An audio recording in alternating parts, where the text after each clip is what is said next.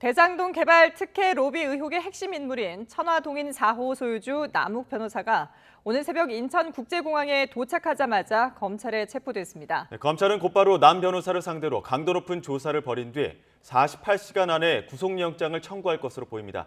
검찰청에 나가 있는 취재기자 연결합니다. 나혜인 기자. 네, 서울중앙지검입니다. 남 변호사 귀국 직후 바로 체포됐는데 지금 검찰청사에 도착을 한 거죠?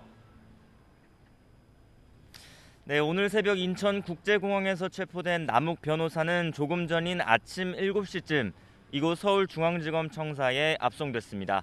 수사관들과 함께 호송차를 타고 온 남 변호사는 지하 주차장을 통해 청사 내부로 들어갔습니다.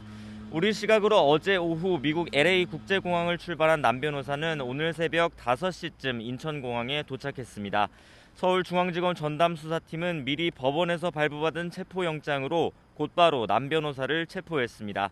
체포영장에는 뇌물공여, 약속 등의 혐의가 적시됐습니다. 검찰 수사관과 함께 공항 입구 게이트의 모습을 드러낸 남 변호사는 취재진의 질문에 죄송하다는 말만 남기고 묵묵부답으로 일관했습니다. 남 변호사 신병을 확보한 검찰은 앞으로 48시간 안에 구속영장 청구 여부를 결론 내야 합니다. 앞으로 남 변호사가 대장동 사업에 어떻게 관여했는지, 정관계 로비 의혹의 진상은 무엇인지 집중적으로 캐물을 것으로 보입니다. 네, 남 변호사는 이번 대장동 개발 의혹의 핵심으로 지목된 인물인데요. 어떤 역할을 한 겁니까? 네, 남 변호사는 이미 구속된 유동규 전 성남도시개발공사 기획본부장, 화천대유 대주주 김만배 씨와 천화동인 5호 소유주 정영학 회계사와 함께 이번 대장동 의혹 핵심 4인방으로 꼽힙니다. 남 변호사는 화천대유 관계사 천화동인 4호의 실소유주로 대장동 사업으로 배당금 1,007억 원을 받은 것으로 알려졌습니다. 이미 지난 2009년 무렵부터 정영학 회계사 등과 대장동 민간개발 사업에 발을 담갔고 당시 금품 로비 의혹으로 6년 전엔 구속 기소됐지만 무죄 판결을 받았습니다.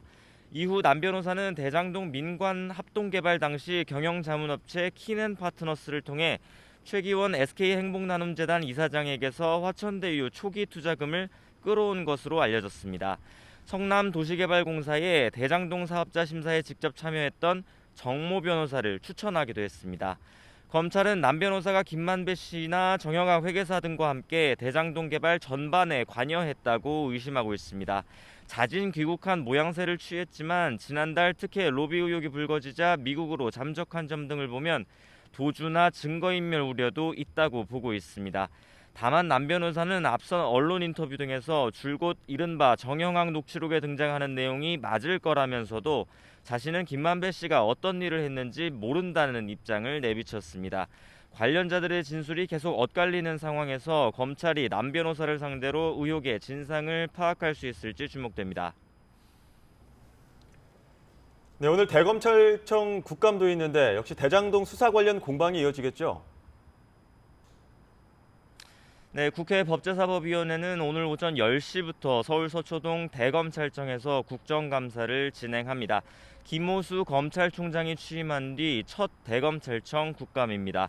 오늘 국감에서도 대장동 의혹은 핵심 화두가 될 전망입니다. 국민의힘은 김만배 씨의 구속영장이 기각되고 성남시청 압수수색이 늦었다는 일각의 지적 등을 앞세워 검찰 수사를 질타할 것으로 보입니다.